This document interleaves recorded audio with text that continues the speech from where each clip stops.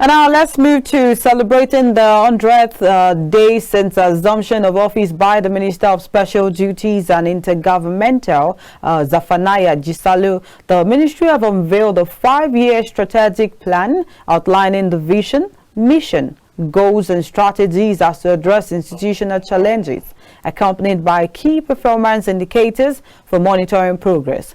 The minister, while addressing the annual conference of functionaries and key actors in local government administration, proposed granting financial autonomy to local councils. Benedict Uko has more on this story. Conference, which held in Abuja, witnessed intensive deliberations on the challenges faced by local governments, including inadequate funding, poor capacity, corruption, political interference, and lack of autonomy.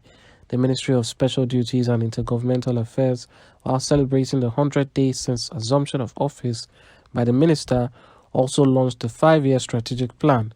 The minister reiterated the importance of empowering local councils through financial autonomy and stressed the need for anti-corruption measures, political decentralization, and enhanced capacity development. The Renew Hope policy of Mr. President Bola Ahmed Tinubu, GCFR, the ministry will make a better society for Nigeria citizens. I'm sure with the cooperation of all the MDS, this administration will succeed. And I'm committed, personally I'm committed, to make sure this administration succeeds. Jisalo said the ministry will establish the Council for Special Duties and Intergovernmental Affairs to address issues surrounding local government administration.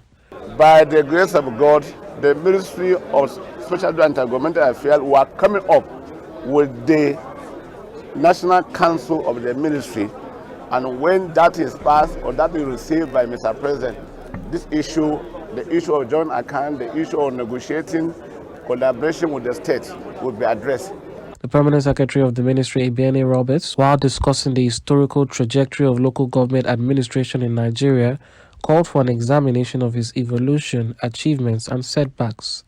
Institutional challenges like inadequate funding, political interference, and lack of autonomy were identified as obstacles to effective local government functioning.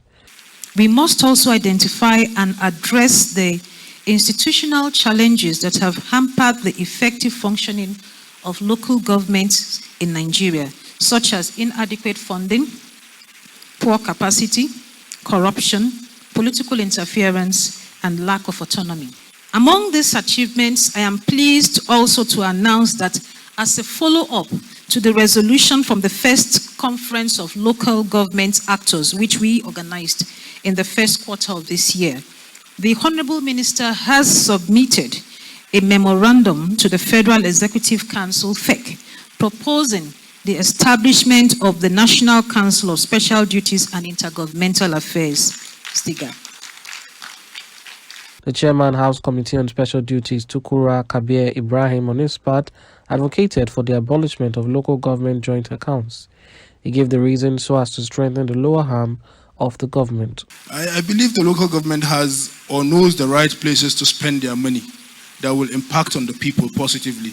Carry the message of the Speaker of the House of Representatives, Right Honorable Tajuddin Abbas, and he has asked me to assure you that once again, like we did in the 9th Assembly, the 10th Assembly is going to make sure that the local government autonomy bill is passed. But then the issue is, can we get it passed at the State Houses of Assembly? Now this is where you all need to come on board. It's a collective task. We need to work together. The Executive Secretary, National Lottery Trust Fund, Bello Magari, National Lottery Commission, Lanre Gbajabiamila, and the Acting Secretary, Nigerian National Merit Award, Mercy Moro Musa, both expressed readiness to work with the minister. Since he assumed duty, the Honorable Minister has always been treating our requests expeditiously. Since he assumed, he has approved 3 core lottery license requests from the Commission. The National Lottery Regulatory Commission is well positioned to harness the opportunities that exist in this gaming industry for enhanced revenue generation and for the benefit of the Nigerian people. Proceeds of lottery have been used as a potent tool of promoting socio-economic welfare of the people in countries such as Asia, Europe, USA, Canada, and indeed in African countries such as in South Africa, our neighbors here, Niger, Morocco, and the like. The minister says in the coming days there will be a collaboration with the National Lottery Trust Fund and other agencies to monitor and execute constitutional projects in different states.